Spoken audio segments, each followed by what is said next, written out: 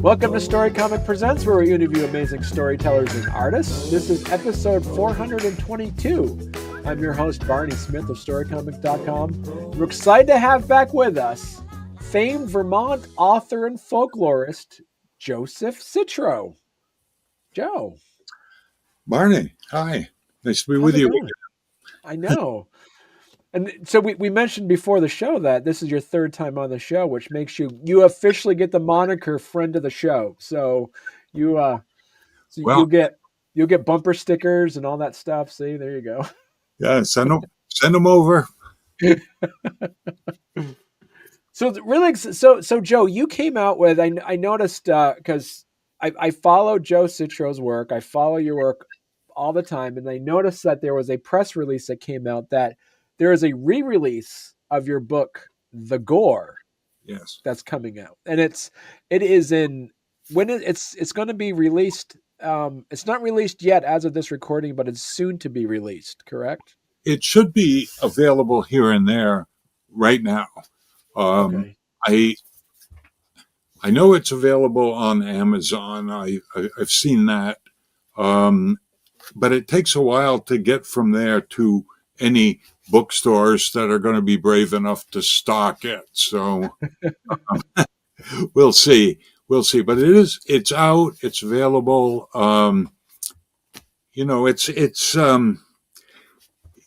It's its third life, really. It's books are weird. I don't want my books to die, but sometimes they go out of print or publishers go out of business, and in doing so, my book dies. So this is having a third reincarnation, actually, and I'm just delighted. I would hate to see it go, and ebooks are somewhat unsatisfying. Ebooks are kind of like the ghosts of books. A real book will pass on, and then the ebook will remain available. And now it's back incarnate. It's going to be with us for a while. I'm delighted to know that it's out there somewhere. Right. So let's talk about the Gore a little bit. So we don't want to give away any of the juicy details of it, but could you kind of start by telling us a little bit about the novel and what inspired the story? Happy to. What what actually inspired it was the title, The Gore. Um, when I came across gores in Vermont, I was just fascinated by these little parcels of land that are really in no town. They're created, I think, probably in the 18th century when Vermont was being surveyed, and surveyors made little errors. So there might be little triangles or little patches of land that were not in any jurisdiction. And in effect, they're what we used to call no man's lands. They weren't subject to any laws or anything. They were just little independent parcels. I think they were created by mistake, and if so, great. It seemed like a perfect place to set book. So, so I'd always wanted to write. I'm not sure if the term is still used, but what we used to call boys' adventures or children's adventures, things like the Swiss Family Robinson or Treasure Island or something like that. The sorts of books where we wet our teeth on reading and got real excited about. I always wanted to write one of those, and that's what I started to do with this. The main protagonist is a kid and his friend, and they get tangled up in something pretty mysterious. It starts when a guy who's working for the power company, his name's Claude Levine, affectionately known as Lunker Levine, and he's out in the woods doing something, checking the power lines, and he sees something. We don't know exactly what it is, but it upsets him terribly and is apparently so weird and so disturbing that ultimately it leads to his suicide. So his son and his son's best friend and an old man that lives in that neck of the woods decide to go up into the mountains, up into the Gore, and see if they can discover what it was that Mr. Levine saw that troubled him so greatly. And that's kind of the launching pad. Um, in the book, there's a lot of interesting to me anyway. All my fiction is rooted in legitimate Vermont history and folklore, and there's a lot of it here. Um, in addition to the Gore, there's some mysterious stones that may or may not have religious significance. Um, there's a wonderful old coot by the name of Harley Spooner, who is pretty sure he knows what's going on and kind of wants to direct the action of the book in sort of a colorful, crotchety, old curmudgeonly way. And there's just a lot of background and history. And it's difficult for me to talk about it beyond that because it is ultimately a mystery story. And I have to, I can go so far as to say there are a lot of clues about what's going on, but I really don't want to say the solution to the mystery. And the whole book builds up to that revelation. So it was marketed originally when I originally wrote it. It was published by Warner Books, which was a big, probably arguably the biggest publisher in the world at that time. And they weren't really interested in it, and they called it a horror novel. Huh. And it's not. It's a mystery novel, or it's a boy's adventure. But it was marketed as a horror novel, and it kind of got typecast that way. And I'm hoping in this new edition it won't be so easily dismissed. So we'll see. So I just, as you were talking, I just wanted to let our audience know that gores, as far as my research goes, only exist in Maine and Vermont. There's 4 gores in Vermont and there's 8 gores in Maine. Mm-hmm. And they basically, it's a piece of irregularly shaped land left over from original surveying. So yeah, and some of them got, there used to be more in Vermont, but they got taken into the towns that bordered them. Right. The one in my book is imaginary. It's made it up, but it's up in the Northeast Kingdom. Yeah. In a town called Eureka.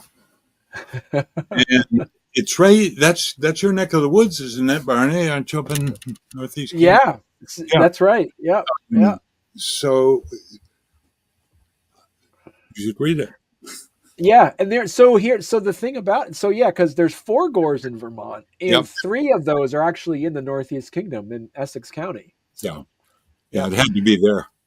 Yeah, it's perfect. I know. Yeah, and so I guess my next question for you then is like, you are the quintessential folklorist of Northern New England and Vermont in particular. And a lot of your stories have a folklore aspect to it that you put in. How do you weave folklore into your fiction? Well, I started out writing just fiction, but I was in Vermont. I've always been in Vermont. I'm fascinated by the state, fascinated by the history and folklore of the state. And when I started writing, I had 3 novels in mind based on legitimate folklore. One was about a guy looking for the Lake Champlain monster. That was the first novel I wrote. And the lore is all there. I just had to create a situation and some characters and send them off looking for looking for Champ. Um, the next one I wrote was called Shadow Child, Mm-hmm. and that had to do with the mysterious ancient stone structures that are found all around the state, and some local folklore, kind of arcane folklore about the existence of little people in the woods. And the third was this one, the Gore. And that was my ambition when I started writing. I just wanted to write these three novels. I wasn't even thinking about collecting the folkloric stories independent of the novels. But as I was working on the novels, I kept discovering more and more stories about Vermont. So at some point in the mid 1990s, I just decided to collect stories. Forget the fiction. The stories often are closer to fiction or more strange than fiction. So I discovered a couple of things. One, I wanted to be the one to collect those, and two, nobody else had ever had. Nobody else rounded up Vermont's weird tales. We have people like Abby Hemingway, who rounded up a lot of Vermont history and really devoted herself to collecting and kind of corralling all the state's history. But no one had ever done it with the weird stories. And somehow that seemed important to me. So I just decided that was my mission in life, collect those stories. So I put the fiction aside and started collecting Vermont's tales. And it seems to be a well that just keeps filling up. I mean, I'm not going to be able to collect them all, and hopefully somebody else will come along who can, pick up where I leave off. But I'm still at it. It's funny. It's as I'm talking about this, just the idea that no one has ever collected those stories, and I thought it would be important to round them up. And I guess other people maybe don't feel it's it's that important or something. I am happy to have done it, and that will be my contribution to the state when I move on to the next realm. Well, hey there. If you're enjoying our podcast, don't forget to subscribe on YouTube or leave us a 5-star review on your favorite podcast platform. Your support means the world to us and helps us keep this show going. We love hearing from you, so any feedback is welcome. And thank you for being a part of our podcast family and for all your support. It truly means a lot to us. Because I remember in a previous interview, you mentioned that it wasn't your job to judge a story, whether if it was true or not, but you wanted to collect them as a folklorist. Mm-hmm. But you also mentioned that you have a pretty good way to know, you have a pretty good sense to know if someone's inventing a story and telling you.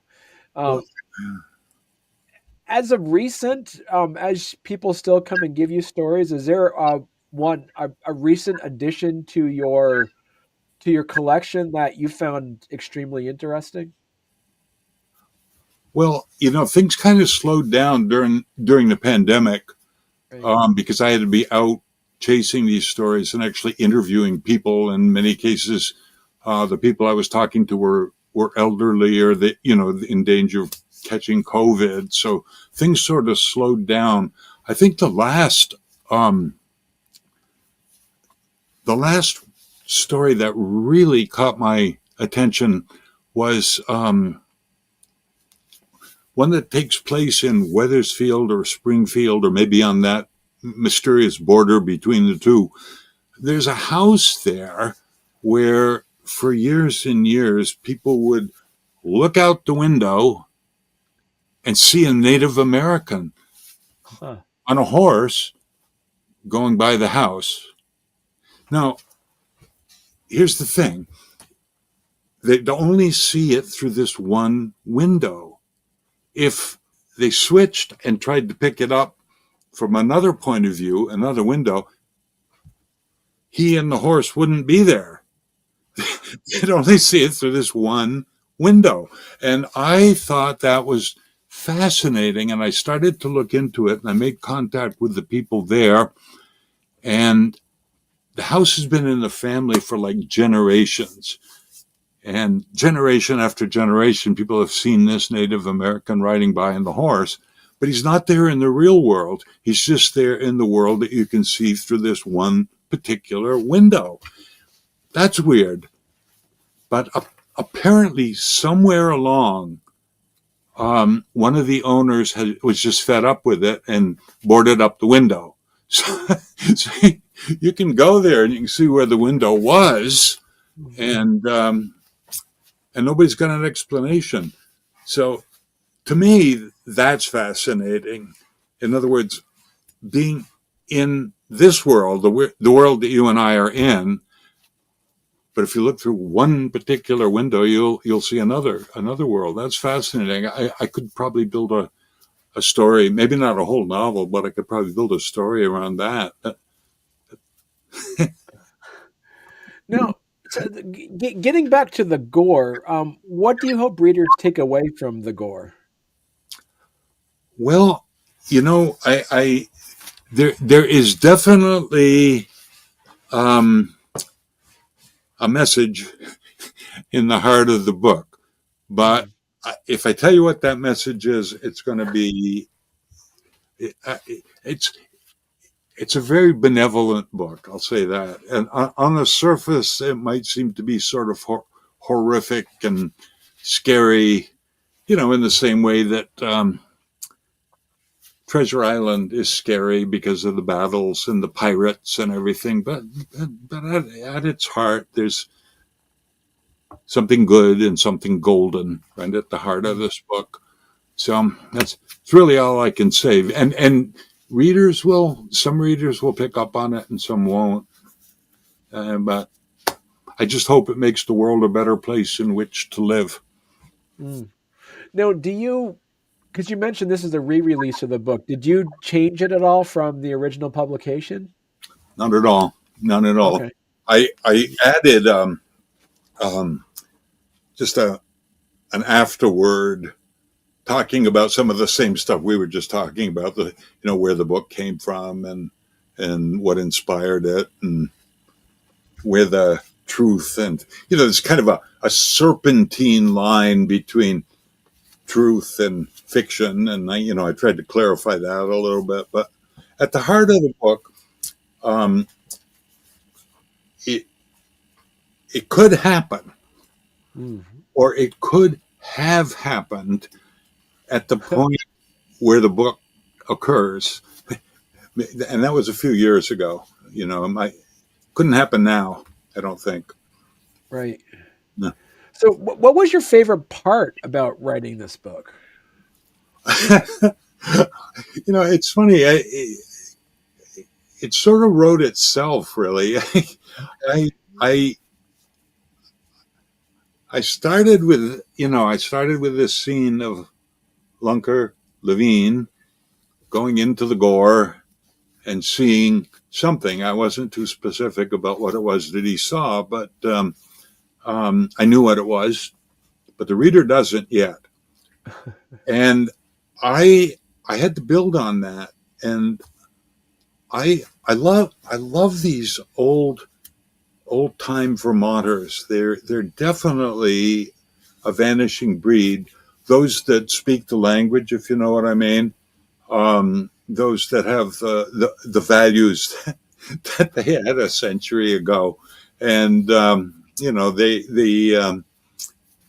I like to try to portray them, and that was fun. That was part of my adventure in writing the book, was trying to get these old guys just right.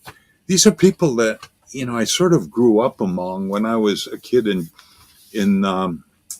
here in Vermont. There were still some of these guys that would come to town in a wagon instead of a car and stuff like that. So it was it was all true at one time. It's less true now, I think. They're dying off, them old timers. Now, So, who do you consider the target audience for the book? Well, I, yeah, I like I said, I started to write a boy's adventure, but it, it got kind of beyond that. I don't know. I would say any adult that wants to escape into a book. I think it's a good vehicle to get out of this world and into one that might be a little bit more pleasant. Right. Uh, So, other than your books, Joe, what other authors do you like to read? well, that's always I just finished reading a nonfiction book about Robert Louis Stevenson, and I've been reading a lot of nonfiction lately. I'm not finding the fiction that I want to that I want to read. I want to go back and read stuff that I read and want to enjoy again. I mean, To Kill a Mockingbird is working its way to the top of the pile, and I usually read Treasure Island about every year or every other year. Oh, okay.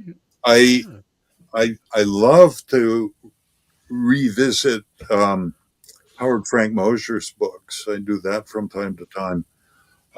Right now, I'm I'm not reading any fiction right now. I'm reading a book about how the occult has influenced American politics. It's kind of an interesting thing. No, so you and our mutual friend Bob Brunel are working on something new too. Well, yeah, we started this series of little books about Vermont stories, and as I told you in that previous interview, it doesn't matter to me if the stories are, swear on a Bible, truthful, but they do have to be rooted in Vermont lore, sort of. They have to have roots. I'm not going to reproduce stories that somebody is just extemporizing. Um, it's got to have some tradition in the community, in the state, and those are what Robert and I have been collecting. And I've been writing them, and he's been illustrating them. And we've done 3 books together of that series, and we just sent off to the publisher a new version of the Ghost Guide, the Vermont Ghost Guide, and it's bigger and more stories, more ghosts. It's got lots more illustrations. Robert's very interesting to work with because he's really fast and he's good. He's got his art to a point where it takes me forever to write one of these damn things, and I'll send it to him for illustrations. And by the time I put my coffee cup down from taking a sip, he'll be back with an illustration. He's amazing. It's just amazing. I should write him up, I think. Uh, so yeah, and we've done. I think we've done 5 books together at this point, Robert and I. Wow. Yeah, Okay. the Ghost Guide, one called the Vermont Ghost Experience, which is my admittedly most skeptical book. Hmm. I get into the why of things a little bit more than just simply repeating the stories. I get more analytical about them. Right. And then the 3 little books that we've done together, small ones. Right. So Joe, what's next for you then? Well, I've got a few things that have, I want to. I've got 2 more novels that I want to bring back to life. So I'm going to do the rituals and the magic and see if I can't, bring those back from the grave. One is called Guardian Angels, and the other is called The Reality Conspiracy. Um, we're looking for a new title on that one because the title makes it sound like a little bit like science fiction, and it's not science fiction. But Right. so I got those 2, and I want to bring those back to life if possible. And I'm working on something that may be a little closer to the boy's adventure that I tried to write when I was writing the Gore, which is going to be it's a novel that actually is aimed at young adults. So I'm working on that. That's kind of and then Corey Furman and I are working on a book of short stories, of my short stories. So he and Corey's illustrating them. He does wonderful work. So there you have it. And depending on how much time I have left, I may get those things done, and I may not. And if not, we can pick up on the Ouija board. Yeah, that's right. Yeah.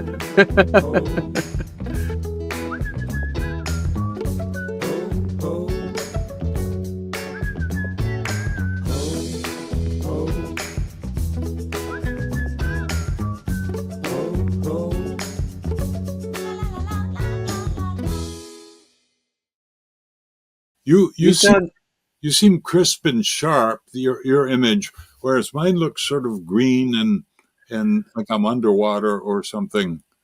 No, you look crisp on my side, which probably means maybe your monitor maybe it's something to do with your monitor, but you look fine. Yeah, okay. Yeah. You're the director. All right, here we go, Joe. All right.